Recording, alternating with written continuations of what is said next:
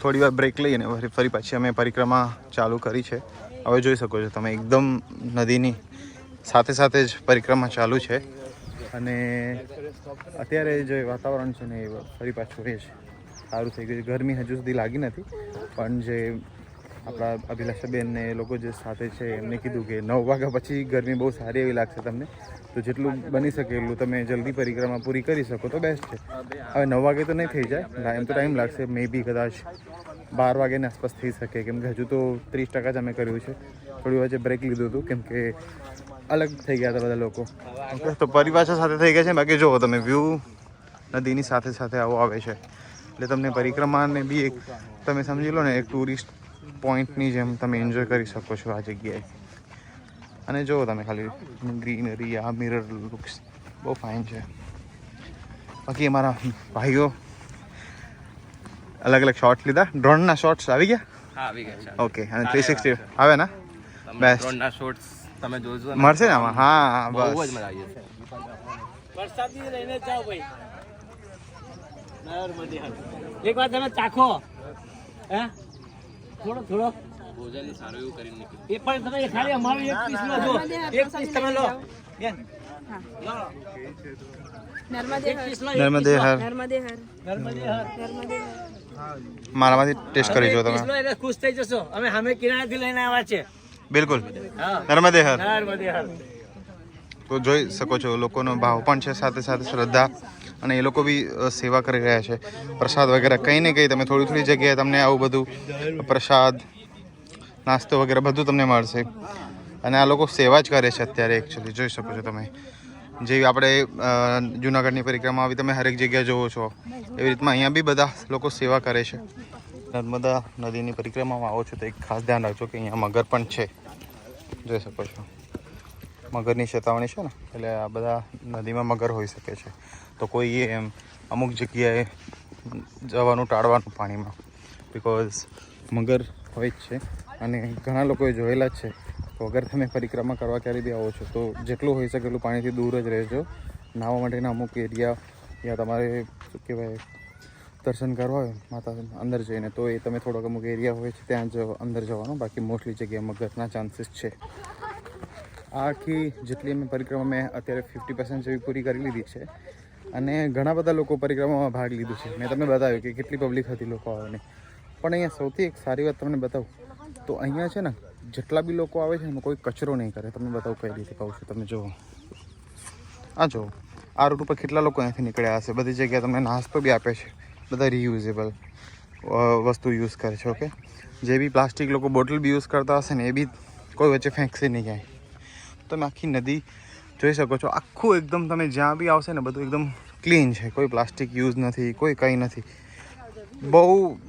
બહુ એટલે બહુ એ વસ્તુમાં લોકો ધ્યાન રાખે છે કે નદીને ખરાબ ના કરી. આ જુઓ તમે નદીમાં જોઈ લો, કોઈ જગ્યાએ તમને કચરો નહીં જોવા મળે.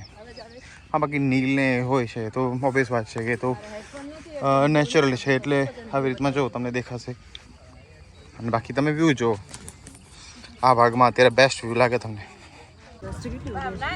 તો હવે આપણે પહોંચ્યા છીએ નંદી ઘાટ કરીને જગ્યા છે. આ જોઈ લો, અહીંયા બધી અલગ અલગ વ્યવસ્થાઓ ગોઠવવામાં આવેલી છે. પાણીની વ્યવસ્થા બી છે, વોશરૂમની વ્યવસ્થા છે, અને સેલ્ફી પોઈન્ટ બી છે. જો અહીંયા બધા ઘણા બધા ઓલા શું કહેવાય શિવલિંગના ઓલા છે, શિવલિંગ સાથે લોકો ફોટો પડાવે છે. અને અહીંયા કણે બીજી વસ્તુ છે કે ચલો હું જોઉં છું. આ કંઈક નવું છે તો આપણે એ જોઈશું છે. બરાબર, ઓકે. 200 રૂપીસ 100 રૂપીસ ઓકે, નર્મદે. તો આ બધું તમે અહીંયાથી પરચેસ કરી શકો છો. નાના શિવલિંગને આવકારના છે, મોટા બી છે, શિવ શેપમાં છે બધા. 200 રૂપીસના આ વાળા છે, 100 રૂપીસના આલાવાળા હતા. આ રીતના આ જોયું. બાકી આ બધું તમને એનાથી ખ્યાલ આવે. આ બી તમે પરચેસ કરી શકો છો શિવલિંગ. અને આ વાળું છે, અહીંયા તમે સેલ્ફી પોઈન્ટ જવું છે. અહીંયા તમે ફોટો સેલ્ફી પોઈન્ટ લઈ શકો છો. હવે નર્મદાને આપણે એક સાઈડ આટલી વખત આપણે કરતા હતા પરિક્રમા, તો હવે નર્મદા ઉત્તર વાહિનીની જે સામેના કાંઠાની પરિક્રમા જે છે એ અહીંયાથી આપણે બોટ લઈને જવું પડશે. તો આપણે એક જગ્યા ઉપર આવી ગયા છીએ કે જ્યાં જો તમને નંદી ઘાટ જગ્યાનું નામ છે. ત્યાં ઘણા બધા શિવલિંગ્સ છે અને આવી રીતમાં એક બહુ બેસવા માટેની બહુ સારી જગ્યા છે. અહીંયા બી બધી સગવડ તમને જોવા મળશે, મેડિકલ વગેરેની બધી તમને અહીંયા સગવડ જોવા મળે છે. પાણી છે, ફૂડ છે, બધું અહીંયા જો તમારી સેવામાં છે જ હાજરમાં. તો સેમ હવે વસ્તુ અહીંયાથી જે છે ને આ તમને ઘાટ દેખાય છે. હવે સામેના ઘાટમાં જવાનું છે તો એના માટે જે છે ને બોટ્સ ચાલે છે. હવે પેઇડ છે કે નહીં એ હું તમને જસ્ટ આગળ જઈને કહું. આ જો આ બધી બોટ્સ તમને દેખાય છે ને, આ એ બોટ્સ જાય છે બધી. તો બોટથી આપણે જે છે ને સામેની કિનારે જવાનું છે અને આઈ થિંક એ પેઇડ જ હશે. અમુક લોકોને લઈને જાય છે. પછી સામેને કાંઠાથી બી ગામડામાંથી થઈને હવે આપણે પરિક્રમા પૂરી કરવાની છે અને ફરીથી જ્યાં આપણે સ્ટાર્ટ કરી હતી પરિક્રમા એ જગ્યાએ પાછું આપણે પૂરી કરવાનું છે. ઓકે, તો હવે સમજી શકો તમે 50%થી થોડું ઉપર થઈ ગયું છે અને 40% યા 50% તમે કહો જે બી માનો એટલું બાકી છે હજુ. અને અમને થઈ ગયા છે ચાલતા 2 કલાકથી ઉપર. એટલે મને લાગે છે 5 કલાક યા 6 કલાકમાં બ્રેક લઈને બધું કરો તમે તો 6 કલાકમાં પરિક્રમા પૂરી થઈ શકે. બાકી જોઈએ હવે ડિફિકલ્ટી લેવલ કેવું છે એ પ્રમાણે. બાકી અત્યાર સુધીમાં અગર હું કાઉન્ટ કરું તો 50% થઈ ગયું છે 2 કલાક યા અઢી કલાકની આસપાસ. અને એક્સપિરિયન્સ બહુ સારું. લોકો બી સિરિયસલી ઘણા જ લોકો આવે છે. જુઓ તમે એક્સપેક્ટ નહોતું કર્યું કે આટલા લોકો બી પરિક્રમામાં આવશે. બટ જુઓ તમે કેટલા બધા લોકો પરિક્રમા કરવા આવે છે, નાના મોટા બધી એજના. કોઈ એક એજની બધી એજના લોકો છે તમને બહુ. આ જોમ કે જો અંકલ છે ઘણા એજના છે એ વાળા. પછી યંગ છોકરાઓ બી આવ્યા છે, ગર્લ્સ બોયઝ બધી એજના. કોઈ એવી એજ નથી કે જેમાં એ લોકો ના આવ્યા હોય. અને આવું જ કંઈક ટેન્ટ સિટી જેવું જ છે અહીંયા બધું.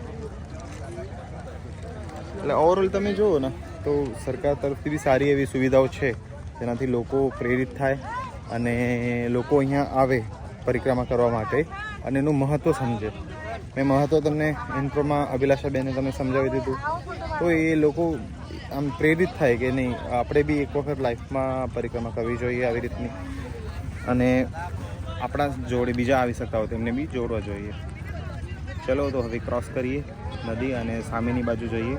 થોડું બ્રેક લઈએ, પહેલાં બેસું.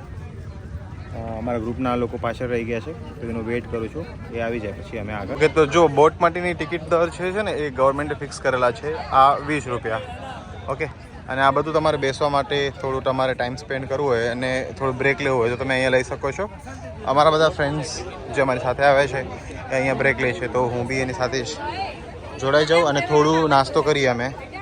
નાસ્તો અમારા જે ટીમ લીડર છે ઝાલા બાપુ એમને બધી અરેન્જમેન્ટ કરી રાખેલી છે. તો જોઈએ હવે નાસ્તામાં શું છે પેકેજમાં. આ લોકો બેઠા છે અહીંયા, અમારા ગ્રુપ છે બધા. ચલો હવે આપણે એમનો હાફ એક્સપિરિયન્સ પૂછીએ કે અત્યાર સુધીની એમની પરિક્રમાની શું કહેવાય કેવું રહ્યું છે પરિક્રમા. ઓકે, સો હાય એવરીવન. હેલો. હાફ પતી ગયું છે પરિક્રમા બરોબર? નહીં હાફ નહીં, 40%. ઓકે, 40% પછી કેવું એમનું રિવ્યૂ છે બધાને એ પૂછીએ. બાકી લાસ્ટમાં તો બધાથી પૂછું. કોઈને બોલવું છે કાંઈ અત્યાર સુધીની પરિક્રમા કેવી રહી, તમારી ડિફિકલ્ટી લેવલ યા કાંઈ એવું કાંઈ ફિનિશ થશો પછી એ તો પછી તો બોલવાનું જ છે એમ. અત્યારે કાંઈ કેવું છે તમારે કાંઈ?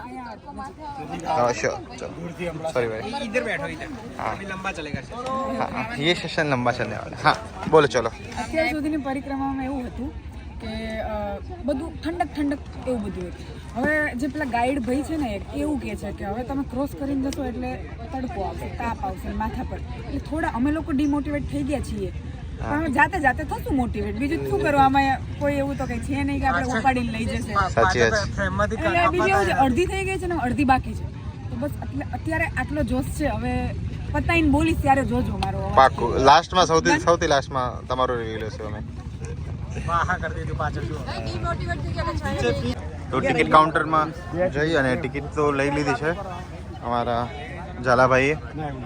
આ છે ટ્રીપ ઓર્ગેનાઇઝર ઝાલાભાઈ. તો એમને જ ટિકિટ લઈ લીધી છે ને ઝાલાભાઈ આપણે? ઓકે, તો જસ્ટ આપણે 20 રૂપિયા પર પર્સન છે, રાઈટ? હા, 20 રૂપિયા પર પર્સન છે. 40 રૂપિયા હતી, આવતી 20 રૂપિયા થઈ ગઈ. ઓકે, તો મે બી કદાચ ગવર્મેન્ટે કરાવી હોય. હા, આ ફિક્સ છે, બરાબર. સરસ છે. તો જો અહીંયા બી આ ગામ અને આઈ થિંક આ બધા બોટવાળા તો ગામના આસપાસના ગામના જોતા હશે ને ઝાલાભાઈ? બોટવાળા આસપાસના લોકલ ના, તો એમને બી થોડું મળી રહે. અમારા લેવાની લઈ લીધી મેં. ઓકે તો ચલો હવે આપણે ટિકિટ કલેક્ટ કરવાની છે તમારાથી? ઓકે ઓકે ઠીક છે રાઈટ. તો બસ ટિકિટ લઈ લીધી છે અને 20 રૂપિયા પર ટિકિટનો રેટ છે.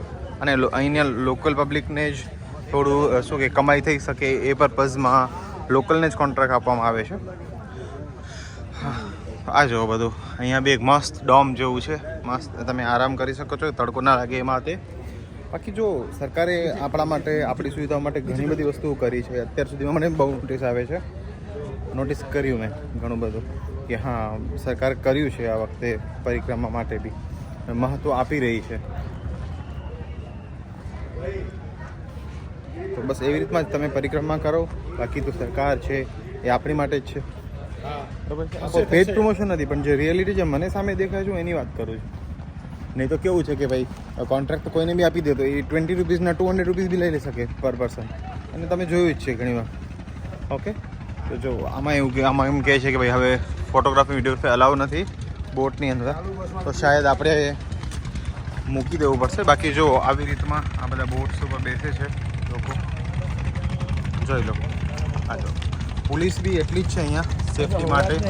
હરેક બોટ ઉપર તમે આસપાસ જોઈ શકશો, બધા બોટ ઉપર જે છે ને જેટી છે અલગ અલગ, હરેક જેટી ઉપર પોલીસ છે જ ખુદ, કે જેનાથી કોઈ એવી દુર્ઘટના ના ઘટે.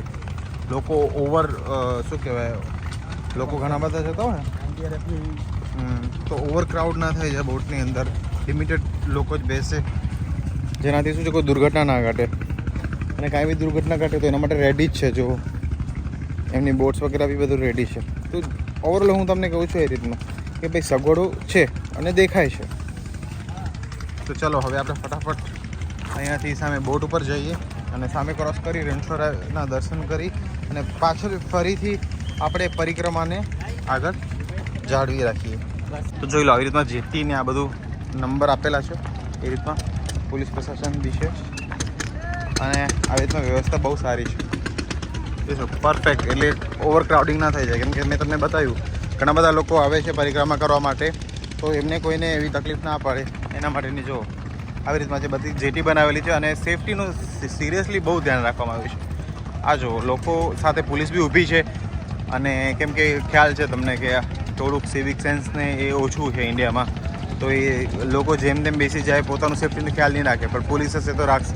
એટલે હરેક બોટ ઉપર હરેક જગ્યાએ પરફેક્ટ પોલીસવાળાઓ છે જે ધ્યાન રાખે છે. તો ચલો હવે આપણે સામેની સાઈડ જઈએ અને આપણે દર્શન કરીએ અને હવે મોબાઈલને મૂકી દઈએ અંદર. હવે બોલાવો તમારે જય બોલાવો, જય બોલાવો છે. ચલો બોલો બોલો બોલો.